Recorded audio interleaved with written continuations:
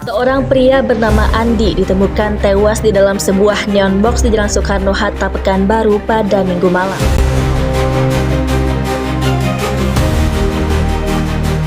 Setiap kecelakaan kerja bukan hanya angka, di baliknya ada kelalaian, kurangnya pemahaman, dan resiko yang sebenarnya bisa dicegah. Salah satu bidang dengan tingkat resiko tinggi adalah kelistrikan. Kesalahan kecil bisa berujung pada luka serius, bahkan kehilangan nyawa. Tanpa penerapan K3 yang baik, resiko kecelakaan akan terus meningkat. Oleh karena itu, pemahaman dan penerapan K3 menjadi hal yang sangat penting, terutama dalam dunia kelistrikan.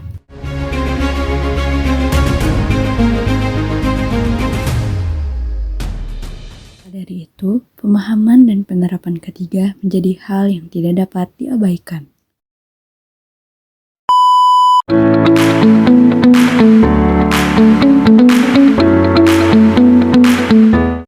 Halo semuanya, perkenalkan saya Falana Zafrin Arianti dengan NRP 11-2025-063 dari Prodi Teknik Elektro Institut Teknologi Nasional.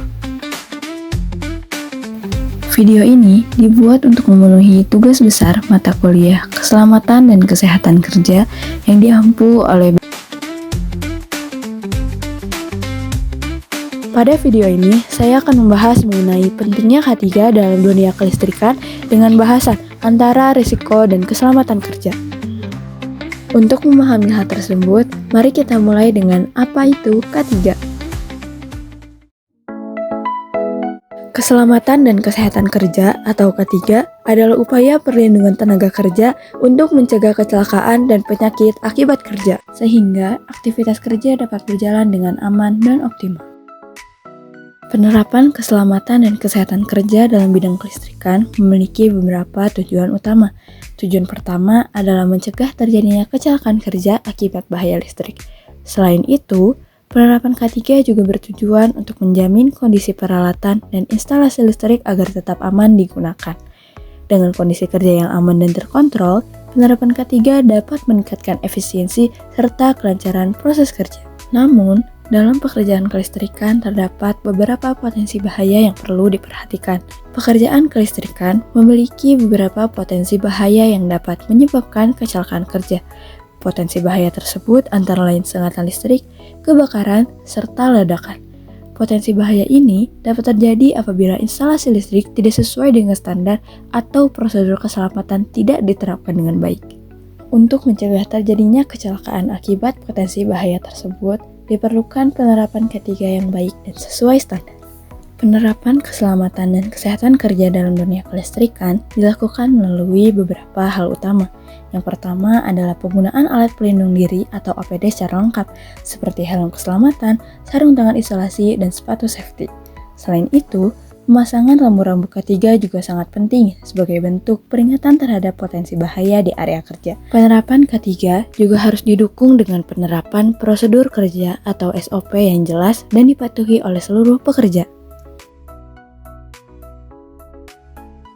Penerapan K3 dapat dilihat dari cara kerja yang dilakukan, baik yang sesuai maupun yang tidak sesuai dengan standar keselamatan. Contoh penerapan K3 yang benar dalam pekerjaan kelistrikan dapat dilihat dari penggunaan alat pelindung diri secara lengkap. Selain itu, area kerja dilengkapi dengan rambu-rambu K3 sebagai peringatan, serta pekerjaan dilakukan sesuai dengan prosedur kerja atau SOP yang berlaku.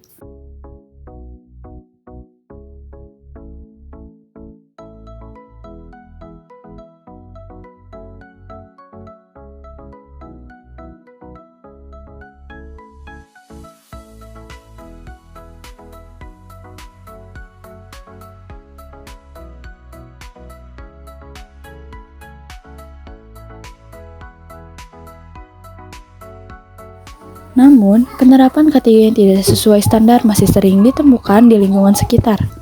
Salah satu contoh penerapan K3 yang tidak sesuai standar dapat dilihat pada kondisi panel listrik yang dibiarkan terbuka. Selain itu, terdapat kabel listrik yang menjuntai dan tidak terlindungi dengan baik. Kondisi tersebut sangat berbahaya karena dapat menyebabkan sengatan listrik, korsleting, hingga risiko kebakaran.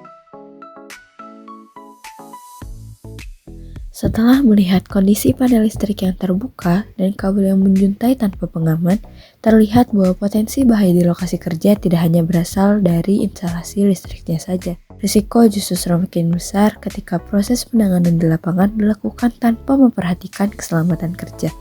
Pada tahap inilah, bahaya tidak lagi hanya berasal dari lingkungan, tetapi juga dari tindakan pekerja itu sendiri. Salah satu contoh yang dapat diamati adalah cara teknisi melakukan pekerjaan di ketinggian yang menunjukkan adanya tindakan tidak aman atau unsafe act. Dari sisi alat pelindung diri, teknisi terlihat tidak menggunakan safety helmet. Kondisi ini sangat beresiko karena ia bekerja tepat di bawah tumpukan kabel dan perangkat berat yang sewaktu-waktu dapat jatuh. Selain itu, teknisi juga tidak menggunakan full body harness. Ia hanya bertumpu pada tangga tanpa adanya sistem pengaman yang mengikat tubuhnya ke tiang. Jika terjadi kehilangan keseimbangan, risiko jatuh bebas ke permukaan aspal sangat tinggi. Dari segi alat kerja, teknisi menggunakan tangga berbahan aluminium yang bersifat konduktor atau dapat menghantarkan listrik. Penggunaan tangga jenis ini tidak sesuai dengan standar, mengingat lokasi kerja berada sangat dekat dengan kabel dan trafo listrik bertegangan tinggi. Tangga yang digunakan juga tidak terlihat diamankan dengan tali pengikat di bagian atas, sehingga berpotensi bergeser akibat permukaan tiang yang bulat dan licin. Selanjutnya, dari aspek prosedur kerja, teknisi bekerja seorang diri di ketinggian tanpa pengawasan. Terlihat teknisi melakukan manuver tangan tanpa mempertahankan posisi kerja yang stabil, yang seharusnya menjadi standar keselamatan saat bekerja di atas tangga. Area di bawah lokasi kerja juga tidak disterilkan. Tidak adanya safety cone atau rambu pengaman menyebabkan warga dan kendaraan di sekitar beresiko tertimpa alat kerja atau material yang jatuh. Selain itu, lingkungan kerja yang dipenuhi gulungan kabel tidak tertata membuat teknisi harus memaksakan diri masuk ke celah sempit, sehingga meningkatkan risiko tersangkut, terpeleset, maupun terjadinya hubungan arus pendek. Kondisi seperti ini seringkali dianggap sepele, padahal berpotensi menimbulkan bahaya serius. Namun, di balik kondisi tersebut, terdapat pola yang sering terjadi dalam kecelakaan kerja.